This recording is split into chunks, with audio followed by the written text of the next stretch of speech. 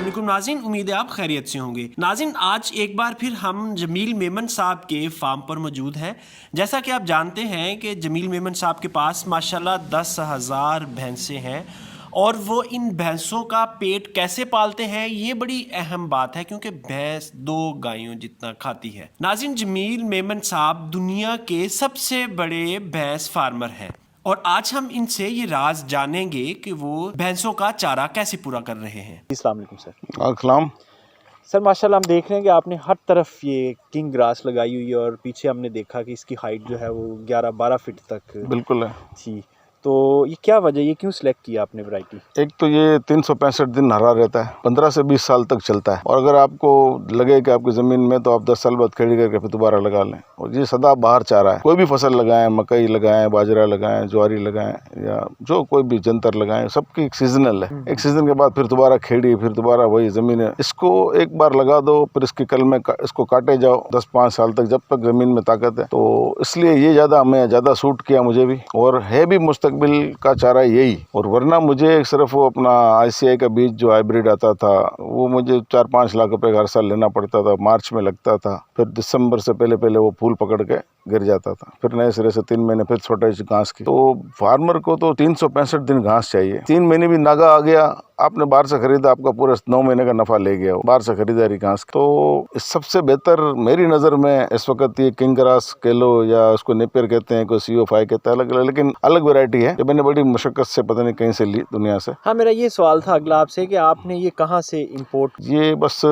Actual USA का है। USA के बाद ये बहुत बड़े रकबे पर लगा है थाईलैंड में। थाईलैंड में कुछ दोस्त हैं, उन्होंने मुझे तोहफा दिया है कि भाई ये थोड़ी सी भेज रहे हैं कल में। अब मैंने तकरीबन 250 एकड़ लगा लिए और अभी 200-250 एकड़ का और प्रोग्राम है। बस थोड़ी पानी इसको चाहिए होता है हफ्ते 10 दिन बाद। तो जरा पानी के वसाइल पक्के हो जाएं, फिर कुएं लगा लें, ट्यूबवेल लगा लें, इसके बाद 250 एकड़ इकट्ठे लगा लेते हैं। और अच्छा, जैसा आपने बताया कि ये कम से कम आप 10 साल तक इसे मुसलसल चला सकते हैं। एक दफ़ा आप इसकी कलम लगाएंगे और 10 साल तक वो चलती रहेगी। अच्छा, साल में कितने कट लेते हैं इसके, कितने दिनों बाद कट लेते हैं और एक कट की कितनी प्रोडक्शन आती है? आप अगर इसको पहले फर्स्ट कलम लगाएंगे तो 90 डेज में मैच्योर होगा, 8-10 फुट का होगा। इसके बाद काट लेते हैं 2 इंच छोड़ के नीचे से, तो फिर ये बच्चे निकालेगा और ज़्यादा, और फिर तकरीबन ये 70 दिन में तैयार हो जाता है। तो आप 5 कट तो आराम से ले सकते हैं साल के। और बहुत ही अगर कमज़ोर ज़मीन है तो 4 तो कहीं भी नहीं गए। और अच्छी ज़मीन, बहुत अच्छी ज़मीन है, दरिया के अच्छी वजह तो 6 भी ले सकते हैं कट। और आपके ऊपर डिपेंड करता है, आपको 6 फुट पे काटना है, 3 फुट पे काटना है, 10 फुट पे काटना है, 16 फुट पे काटना है, इसकी हाइट चली जाएगी। इसकी कोई वो नहीं है मैथ के आपको ये बूढ़ा हो जाएगा या उसको बस वजन बढ़ाता जाएगा। हमारी रूटीन ये है, हमारे इधर जिधर आप खड़े हैं, इधर मेरे 3000 जानवर हैं, गैबन और फंडर और बच्चे पार्टियाँ सब मिला के, तो हमें तकरीबन 800 मन रोज़ चाहिए होता है। हम उतने टुकड़ा काटते हैं जितना 800 मन में हो जाए, कभी 700, कभी 800, कभी 1000 मन, जैसे हालात के साथ। सर्दी में थोड़ा सा ये ग्रो कम करता है, वरना गर्मी में और बरसात में तो ये, इससे दुनिया में कोई फास्ट ग्रास हो ही नहीं सकती, गर्मी और बरसात में। और लेकिन सर्दी में थोड़ा सा जाके होता है, मरता एक भी नहीं। सारी सर्दी का निकला हुआ ये खड़ा है आपके सामने, सर्दी गुजार चुका है। तो लेकिन ये कि ग्रोथ कम कर जाता है थोड़ी सर्दी में। बाकी इसको हम तो खिलाते रहे पूरा सर्दी भी, बरसीन भी साथ चलाते रहे इसके। तो बरसीन की भी हमारे टुकड़े लगे हुए हैं 70 एकड़ के, वो भी आती रहे मिक्स होके। इसलिए ये तो मेरे ख्याल में, अगर कोई बोलता है कि ये, बाद साइंटिस्ट हैं जो बयान देते हैं कि ये और इसमें कम न्यूट्रिशन है, न्यूट्रिशन कम होना ये तो अंग्रेजों के नखरे हैं, जिनके पास दूध है 100 लीटर वाली गायें। हमारे पास तो खिलाने कोई नहीं, हमें कौन सा अच्छा या बुरा। हमारे वैसे ही जो 50% से ज़्यादा जो जानवर अंडर नरिश्ड हैं, उनको उनका पेट ही भरना बड़ा मसला है हमारा। जिस तरह उसमें अपना चाइना ने कहा था कि इंसानी हुकूक, तो चाइना ने कहा इंसानी हुकूक को रखो परे, हमें पहले 2 रोटी खिलाने का मसला हल करने दो 1 अरब अवाम को। माओ ज़ेडुंग ने कहा था, अमेरिकन सदर। बात तो सही, हम भी उसी स्टेज पर है, हमें पहले जानवर का पेट भरना है। और हम जो तूड़ी खिला रहे हैं, भूसा या गंदम का तूड़ी कहते हैं या व्हीट स्ट्रो कहते हैं, उसमें कौन सा न्यूट्रिशन है? वो तो खिला रहे हैं हज़ारों टन। उसमें बोलते हैं, कोई कह रहा है कि 3% प्रोटीन है, कोई कहता है नहीं है उसमें। चलो बहरा, लेकिन फिर भी शुक्र अल्हम्दुलिल्लाह, वो भी तो खा के पल ही रहे ना जानवर। साथ में तूड़ी के साथ मिक्स कर दें इसको, तो उसकी वो पूरी हो जाएगी, ड्राई मैटर पूरा हो जाएगा। अच्छा सर, इसमें पर एकड़ एक कट में से, जैसे आपने बताया कि 5-6 कट आते हैं 1 साल के, तो एक कट में आप कितनी प्रोडक्शन लेते हैं? भाई अगर आपने इसको 4 फुट पे काटा, 5 फुट पे, तो 500 मन, 8-10 फुट पे काटा तो 800 मन। तो वो आपके ऊपर डिपेंड करता है और आपकी ज़मीन पर है। कि हमने एक टुकड़ा ट्रायल के लिए जब 3 साल पहले, उसमें सब किस्म की खादें और ऑर्गेनिक फर्टिलाइजर, सब गोबर शोबर बहुत ज़्यादा, और NPK का स्प्रे भी हमने 1627 मन फी एकड़ लिया था उसमें। 1627 मन फी हाँ, एकड़। हाँ। हाँ, ये बहुत बड़ी क्वांटिटी, लेकिन उसमें मुझे एक देखना भी था, सीखना भी था, समझना भी था कि वाकई इसकी कितनी गुंजाइश है। लेकिन उसमें खर्चा बहुत हो गया। उसमें NPK का स्प्रे, फिर उसमें जरखेज खाद, DAP, यूरिया, कोई ऐसी चीज़ नहीं थी जो हर पानी के साथ चलाते थे। लेकिन उसमें से हमारी कलमें बड़ी अच्छी तैयार हो गई, तो हमने उस 1 एकड़ से 100 एकड़ और लगा लिया। चलने वो आपकी नर्सरी बन गई। हाँ, नर्सरी बना लिया हमने। हमको वही मकसद था हमारा, सीखना था हमें। बहरहाल वो एक तजुर्बा भी था, लेकिन अभी हम उस स्टेज पर नहीं हैं। हम तो ये 700-800 मन ले लें, हमारे लिए बहुत है, रकबा बढ़ गया। नाज़रीन, आपको बताता चलूँ कि साइंटिफिकली इसके ऊपर ट्रायल्स हो चुके हैं, वर्ल्ड वाइड डेटा भी मौजूद है। इसकी जो प्रोटीन है वो तकरीबन मकई के बराबर ही है, 6 से 10% के इन बिटवीन कहीं होती है, और इसका जो मिठास है वो भी अच्छी खासी होती है, यानी एनर्जी की क्वांटिटी भी इसमें अच्छी है। 6 to 7% है एनर्जी। मैंने करवाई थी अमेरिका में, इसके अमेरिका भेज के लैब करवाया था। पाकिस्तानी लैब पर मुझे तो भरोसा नहीं आता किसी पर, तो अमेरिकन भेजे थे मैंने यहाँ से कल में। तो उसने 6 to 7% शुगर कही थी, और 16 से 19% अगर ये 8 फुट तक है तो। इसके बाद इसकी प्रोटीन कम होती जाएगी। अगर 16 फुट तक ले गए आपने इसको थोड़ा बूढ़ा किया या ओवर एज किया, तो फिर इसकी प्रोटीन आपके मुताबिक 10-12 रह जाएगी। लेकिन अगर जवान है, लश ग्रीन है, तो उसकी 16 हाँ, से जितना 19 छोटा आप काट लेंगे 16 से 19 प्रोटीन हाँ है जी, उसमें। उतनी ये उन्होंने मुझे गाइड किया वहाँ से। यहाँ तो हमारे दद्दारे सोए पड़े हैं सारे, इनसे तो पूछना ही बेवकूफ़ी है, उल्टे ही बताएंगे यहाँ तो। मैंने सुना है कि रिसर्च इदारों को आप कलमे दे रहे हैं यहाँ से। हाँ, मेरे यहाँ से ले गए बहुत सारे लोग, सरगोदा वाले ले गए, कोयटा वाले ले गए, हाँ पता नहीं बलूचिस्तान से कोई लोग आए। आज मेरे बलूचिस्तान के DG से बात हुई, बोला मेरे लिए कल में रखना, हमने वहाँ लगाना है। पता नहीं कौन सा जहाँ की नहर चलती है पट फीडर की। मैंने कहा ले जाओ, जितना जल्दी हो सके लगाओ आगे। तो आपको नहीं लगता है कि ये काम सरकारी इदारों को करना चाहिए था, और वो अब फार्मर्स को बता रहे होते कि आप ये चीज़ लगाएं, ये चीज़ लगाएं? हाँ हाँ, बदकिस्मती खेल लें बस, और क्या। तो यहाँ तो सब सोए हुए हैं। जगह है बोसों को। इसमें सबसे मैं अच्छा नाम लूँगा सरदार हसनैन दरेशक साहब, सूबाई वज़ीर हैं पंजाब के लाइव स्टॉक के। उन्होंने दिलचस्पी जाहिर की और ये देखने भी आए 2 बार मेरे पास यहाँ। अपनी टीम को भी लाए, भाई ये देखो ये कर रहा है तो आप भी इसकी नकल ही कर लो। चलो, कोई कुछ नहीं करते थे। वो भी कल में ले गए उनकी रिसर्च, उनकी मार्फत। और मैंने सबको ओपन किया हुआ, जिसको चाहिए ले जाओ, और ये जितना लगेगा उतना हमारा मुल्क। लेकिन मैं एक आउट ऑफ वे बात कर रहा हूँ। चाइना से इंडस्ट्री में जर्मन, जापान और अमेरिका भी हार गए हैं। हम किस खेत की मूली हैं कि हम उससे पहुँच जाएंगे इंडस्ट्री में? इंडस्ट्री खामों का डंडोरा पीटा हुआ है। हम उनसे ज़राअत में पहुंच सकते हैं। उनकी आबादी 1.5 अरब की है, उनके पास खाने को गोश्त नहीं है। हम घास लगाएं, गोश्त उगाएं घास से, और अपना एक्सपोर्ट करें। हमारा ये अल्लाह ने मुकद्दर में रखा हुआ। हमारे पास लेबर सस्ती है, पानी ज़मीन सस्ती है, पानी अल्लाह के बेहिसाब पानी है कहीं इलाकों में। तो जिस जगह पानी है अवेलेबल है, अपना ये इससे अच्छा काम ही नहीं हो सकता। और मेरा एक अंदाज़ा है, हमने अंदाज़ा लगाया था, 1 मन घास में 1 किलो गोश्त पैदा होता है इसमें। तो आप अगर 800 मन पैदा करते हैं, तो आप 800 किलो गोश्त पैदा कर रहे हैं एकड़ से। बड़ा ज़बरदस्त एनालिसिस है। इनडायरेक्ट। और ये लोगों को मैं बोल रहा हूँ कि ज़मीन से गोश्त उगाओ। इसमें एक हमारे लाहौर वेटनरी यूनिवर्सिटी के युवास के अलीम भट्टी साहब हैं, प्रोफेसर, वो भी मेरे साथ बड़ी मदद करते रहते हैं। मैं उनसे भी सलाह मशवरा लेता रहता हूँ कि भाई अभी ये फंस गए, क्या करें, तो ये कर लो। तो वो उनसे कल बात हो रही थी, मैंने यही कहा, मैंने कहा भाई कल में बांटो खुदा के वास्ते, ये जितनी हो सकती हैं, रोज़गार भी मिले और हमारा ज़र मुआवजा भी। अभी गरीब आदमी गोश्त खाने से बाहर हो गया। 1400 रुपये का कराची मटन है और 800 रुपये का बीफ है, गाय का गोश्त, गेल का गोश्त। तो ये गरीब आदमी की पहुंच से दूर हो गया।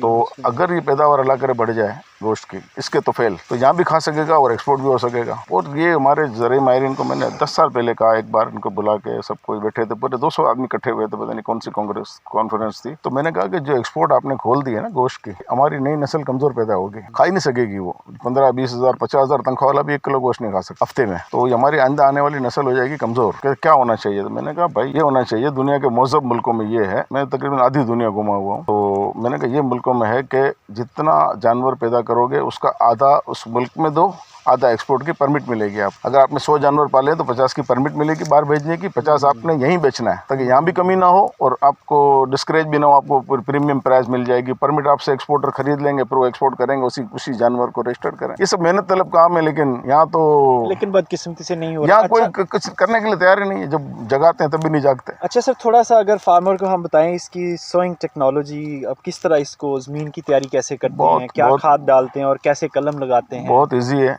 ये है लंबी फसल, तो उसके लिए ज़मीन को अच्छी तरह से भुरभुरी करके, रोटावेटर चला के, डीप चीजल चला के, अच्छी तरीके से बना के, और अगर गोबर की खाद है तो वो भी डाल दें। नहीं हो सकता कि वो पानी को कैच करेगी, अंदर पकड़ेगी, वो पानी कम मांगेगी ज़मीन। फिर अगर जिसमें गोबर की खाद डल गई तो वो ज़मीन में मॉइस्चर को मेंटेन रखेगी और उसको चाहिए मॉइस्चर। इस तरह तैयारी हो जाए, फिर इसके बाद हो जाए इसकी खीरिए, डिस्प्लो से यानी बन्ना मेकर से खीरिए निकाल के, खीरिए के ऊपर कलम लगती है 3 फुट पे, 4 फुट पे, 2.5 फुट पे, जहाँ आपको फासला हो। हम चौरस यहाँ से भी 2.5 फुट, यहाँ से भी 2.5 फुट उस तरफ, तो ये आपके तकरीबन 4 फुट पे लग जाएंगी 4000 कलमें, और 3 फुट पे लगाएंगे तो 5000 हो जाएंगे, 2.5 फुट पे लगाएंगे तो 8000 कलम लग जाती है लगभग। और ये खिलियों पे लगाएंगे तो उसमें पानी भी कम लगेगा, फौरन पानी घूम जाएगा। खिलियों को आपने तर कर दिया, उसमें पानी खुद चूस लेगा। ये इसकी जड़ें बड़ी डीप जाती है, 5-6 फुट तक हमने खोद के देखी, इसकी जड़ें नीचे चली जाती हैं। बस स्टार्ट में पानी ज़्यादा देना, फिर इतनी ज़्यादा पानी की जरूरत भी नहीं है। वो नीचे से पानी ले लेगा, फिर पत्ते से नोक से, पत्तों की नोक से भी ले लेता है और नीचे से भी लेना शुरू करते हैं। उसकी जड़ें बिल्कुल बाल की तरह गुच्छा बना हुआ है अंदर। तो हम लोगों ने 10 साल पहले, 8 साल पहले जो लगाई थी कलमें, तब उतनी पता नहीं थी हमें, तो हमने उसको खेड़ी करके उसमें डी ऑर्गेनिक वेस्ट का उसका ट्रीटमेंट किया। बायो क्या डी ऑर्गेनिक वेस्ट ही बोलते हैं ना उसको, वेस्ट डिकम्पोजर। Waste decomposer. ये मैंने इंडिया से मंगाया था उस वक्त जब वहाँ मिलता था। वेस्ट डिकम्पोजर दिया तो उसकी जड़ें भी गल सड़ के खाद बन गई अंदर। तो वो बहुत अच्छी चीज़ है और उसको करते रहना चाहिए क्योंकि जितना भी ज़मीन में जो मादा पड़ा हुआ है जड़ों की शक्ल में या सड़ा हुआ को, ये जल्द से जल्द इसके बैक्टीरिया गला देते हैं, माइक्रोब्स। तो वो ट्रीटमेंट करते रहें। बाकी इसमें कोई अगर इसकी सबसे मैंने जो देखी, इसका हमारी ज़मीन है 8.5 pH की, नमकियात बहुत है इधर, तो हम लोग अमोनियम सल्फेट चलाते हैं 1 बोरी पानी के साथ, वो ड्रम में घोल के पानी के साथ आस्ते आस्ते दे दी। आधी बोरी एक बार दे दी, आधी बोरी फिर महीने बाद दे दी, 15 दिन बाद तक। वो बिल्कुल जाके उसकी पूरी यूटिलाइज हो जाती है। छिट्टा हो नहीं सकता इसमें इतने बड़े घास के अंदर। और दूसरा इसका घास का अगर आपको सही मजा लेना है या सही लेना है तो आप गोबर का बंदोबस्त करें। जितना गोबर बहा सकते हैं अपना पानी के साथ उसको सड़ा के या ऐसे भी डाल दें, कोई मसला नहीं है, खुद ही हो जाना है। तो ये ऑर्गेनिक गोबर को बहुत पसंद करता है, मैंने ये नोट किया। मैं तो अपना इसमें बायोगैस के बाद जो सैलरी होती है हमारे पास, वो चला रहा हूँ डायरेक्ट। तो वो फिर बड़ा अच्छा तरीका, वो मैंने बड़े पैमाने पे किया। वो बैलगाड़ी पे भी हो सकता है, ड्रम में भर के आप वाटर कोर्स पे खड़े हो जो आस्ते आस्ते खोल तो पानी के साथ चला जाएगा।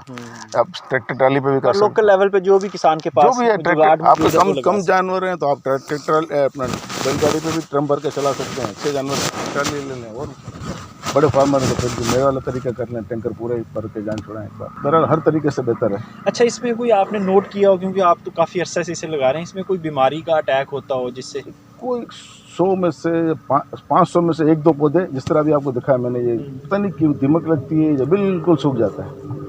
उसको आप जला के उसकी जगह दूसरा लगाते हैं बस। और कोई इनके पत्तों को कुछ भी नहीं, पत्ता लपेट नहीं आती, कोई ऐसी कोई सुंडी नहीं आती, कोई किस्म की बीमारी स्प्रे हमने आज तक किया ही नहीं है इस पर। बल्कि अगर हाँ, ये हमें साइंटिस्ट ने कहा था कि NPK का स्प्रे कर दिया करें तो पत्ते चौड़े हो जाएंगे, और वाकई वो फिर हमने किया था NPK का स्प्रे, तो उसमें फायदा हुआ। लेकिन हम खर्च बढ़ाने की जरूरत नहीं है। तो अपना गुजारा हो रहा है हमारा, पत्ते पतले हैं तो क्या फर्क पड़ना है, मोटे तो क्या होना है। लेकिन ये कि अगर आपका कम रकबा है और आपको ज़्यादा पैदावार लेनी है, मजबूरी है आपकी, 10-20 जानवर भूखे ना रह जाएं, तो NPK का स्प्रे कर दें इसके ऊपर। तो अच्छा, ये बताएं कि हमारे किसान इसकी अगर कलमें लेना चाहें तो उसका क्या? जब भी मांगे मैं भेज दूंगा, जहाँ बोलो अड्डे पे चढ़ा दूंगा, यहाँ से अपने जिसको चाहिए वो ले जाए, अपना लगाए अपना। फिर अगर आपने एकड़ की कलम भी ले ली ना तो 40 एकड़ आपका खुद लग जाएगा 4 महीने बाद। कितनी कलमें हो जाएंगे आपके अपने पास। इसकी कमात की तरह गुरियाँ होती हैं, जैसे हर गिठान है तो 2 गुरी वाली कलम आपने डालनी है अंदर।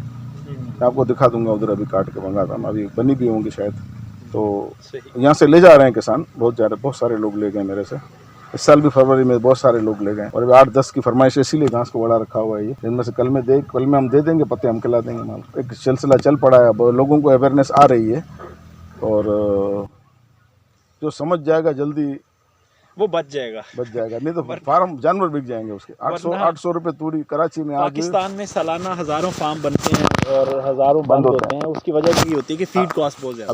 अभी इस वक्त मार्केट में, कराची की मार्केट मुझे तो पता है 850 रुपए व्हीट स्ट्रो गंदम की तूड़ी कराची हमारे फार्मों पे पहुंचा रही है। पंजाब से आ रही है, सिंध से आ रही है, जहाँ से बेलों की शक्ल में पंजाब से आती है, खुली सिंध से आती है। और 400 रुपए ग्रीन फोडर और 350 रुपए बरसीन पहुंच रहा है कराची के फार्म पर। उस 350-400 रुपए में लेके किस भाव दूध बेचेगा, किस भाव गोश्त बेचेगा, किस तरह जानवर को खिलाएगा। 800 रुपए तूड़ी नामुमकिन सा होता जा रहा है। और मेरी एक फोरकास्ट है, भैंस 1.5 साल में 5 लाख रुपए की भी नहीं मिलेगी, जिस तरह से कट रही है, जिस तरह से बाहर जा रही है। और अब सबसे बेस्ट काम इस वक्त, अगर कोई मेरी नजर में पूछे, भैंस के बच्चे पाल ले अभी इंसान, कटियां बच्चियां पाल ले। 3 महीने दूध पीती है, तीसरे महीने से एक खिलाना शुरू कर दें। 31 से 34 महीने के अंदर वो माँ बन के आ जाती है, अपना ब्रेक में सू जाती है। और मेरे ये तकरीबन अभी इधर आपको मैं दिखाऊंगा। 1300-1400 बच्चे पल रहे हैं इस वक्त। 4 महीने से लेके आपको सोने तक की स्टेज नजर आ जाएगी। अभी सब हमने अलग अलग शेड में अलग अलग रखे हुए हैं। तो मुझे तो पूरा साल में 100 भैंस भी नहीं खरीदनी पड़ती 8,000 में, मेरे अपनी सूखें आ जाती हैं यहाँ से। तो ये ही मुस्तकबिल है। अगर आपके पास 100 जानवर हैं, आप 50 कटवा दो, जमीन का रकबा ले लो इसके लिए, चाहे ठेके पे ले लो चाहे अपना ले लो। ठेके वाला आपको 5 साल बाद निकाल देगा ये घास देके, उसकी लालच आ जाएगी दिल में। तो आप उसके लिए अपना ले लो और इसको सही तरीके से बना के, ठेके वाले ने 5 साल बाद 3 साल बाद भगाना ही भगाना है। उसको जब पता चलेगा कि इतने लाख रुपए कमा रहा है ये एकड़ पर, तो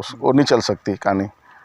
तो को पैगाम देना चाहें किसानों को जो लाइफ स्टॉक फार्मर्स हैं, क्योंकि आप इस इंडस्ट्री को इस वक्त लीड कर रहे हैं। मैं इस वक्त मेरे ख्याल में, मुझे अमेरिकन ने कहा, यूनिवर्सिटी ने, उटा यूनिवर्सिटी ने, कि वर्ल्ड में बड़े फार्मर आप हो भैंस के लिहाज से। मैंने कहा मैं तो पाकिस्तान का समझ रहा हूँ। बोला नहीं, आप काटो नाम, अपने कार्ड पे वर्ल्ड लिख लो। मैंने कहा मुझे एडवर्टाइज नहीं चाहिए मेरा। लेकिन ये कि भैंस के मामले में इस वक्त अल्लाह ने करम किया हुआ है और मेरा शौक भी है। मकसद ये नहीं कि पैसे भी कमा रहे हैं, कोई पैसे ना कमाए तो शौक भी नहीं करता आदमी। अगर अभी जो हमारे दोस्त लेने जा रहे हैं 2.5-3 लाख से कम भैंस नहीं मिल रही है उनको, और मुझे ये पड़ती होगी 70-80 हज़ार 90 हज़ार की, अगर हद से हद कॉस्ट लगा लूँ मैं अपनी, ये तो अपना घास है, इसलिए मुझे इतनी खाली लेबर कॉस्ट ही है, या ये पानी की कॉस्ट है, या काटने की कॉस्ट है, तो बहुत मामूली है। 400 रुपये मन के आगे तो कुछ नहीं है ये। अभी हमारे इधर ये चल रहा है लेबर का, हमने ये सिस्टम बनाया हुआ है कि किराए तनख्वाह वाली लेबर थोड़ी सुस्ती करती थी। अभी हमने इनको 20 रुपये मन, किसी को 25 रुपये मन, छोटा घास है तो 25 रुपये मन, बड़ा घास है तो 20 रुपये मन, वो काट के ट्राली दे जाएंगे, वजन करेंगे, पैसे ले जाएंगे, अपने झंझट भी खत्म कर दिया। जबरदस्त फार्मूला है। नाजरीन, आपको एक चीज़ मैं बताना चाहता हूँ कि पाकिस्तान में, इंडिया में, बांग्लादेश में, नेपाल वगैरह, ये जिस रीजन में भैंस पाई जाती है, किसी भी साइंसदान ने आज तक ये प्रूफ नहीं किया कि भैंस की फार्मिंग एक प्रॉफिटेबल बिजनेस है। लोगों ने बहुत छोटे जंक में रखी हुई हैं अपने दूध के लिए, या थोड़ा बहुत लोगों को देते थे, लेकिन ये इस पूरे रीजन का, वर्ल्ड वाइड आप कह लें, क्योंकि भैंस तो होती इधर है, तो ये सबसे बड़ा फार्म है भैंस का जमील मेमन साहब के पास। जी सर, आप मज़ीद कुछ कहना चाहें? जितनी रिवायती फसलों से दूर रहें, निकलें बाहर। अगर आपके पास रकबा फालतू है तो आप बरसीन के सीज़न में बरसीन भी लगा सकते हैं, लेकिन ये कि ये स्पेयर व्हील कह लो इसको, ये सदाबहार है ये इसमें। और मुझे तो ये खतरा है कि ये जो हाइब्रिड इंडस्ट्री है, या हमारी सीड इंडस्ट्री है, कमर्शियल और जो कॉर्पोरेट सेक्टर है, वो इसके ऊपर कोई फतवा ना लगवा दे। हाँ, ये भी है। और उनका सीड बिकना बंद हो जाएगा अगर आप इस तरह लगा लें ना। तो वो उन्होंने तो अपना उसका हाइब्रिड घास को, हाइब्रिड कह लें, हाइब्रिड घास का उन्होंने DNA लोग करवाते हैं। उससे अगर बीज हो जाए या कलम नहीं लगा सकते आप। इसमें अल्लाह का फजल है कि जिसने मुझे दिया ये, मुझसे पूछा था उसने कि इसका DNA लोग करना है। मैंने कहा नहीं। मैंने कहा यहूदी में जमील में क्या फ़र्क। तो मैंने कहा इसका DNA रहने दो, जैसा भी है, आपकी मेहरबानी। और ये मल्टीपल होता रहे, लगाते रहे लोग। जहाँ इंसान तो खुद गर्ज है दुआ देना, थे जानवर मुझे ज़रूर दुआ देगा। जो भी खाएगा हरा, उसका ऊपर देखता है सीधा, बिल्कुल ऐसे खा के। तो मेरे को नहीं चाहिए इंसान की कोई हमदर्दी, उसकी बहुत है मेरे लिए। नाज़रीन, आपने देखा कि अगर आप भी डेयरी फार्मर हैं और इसको कामयाब फार्मिंग में कन्वर्ट करना चाह रहे हैं और ज़्यादा मुनाफा कमाना चाह रहे हैं, तो यही मुस्तकबिल है पाकिस्तान का। इसके साथ ही बिनियामिन शौकत को इजाज़त दीजिए। खुदा।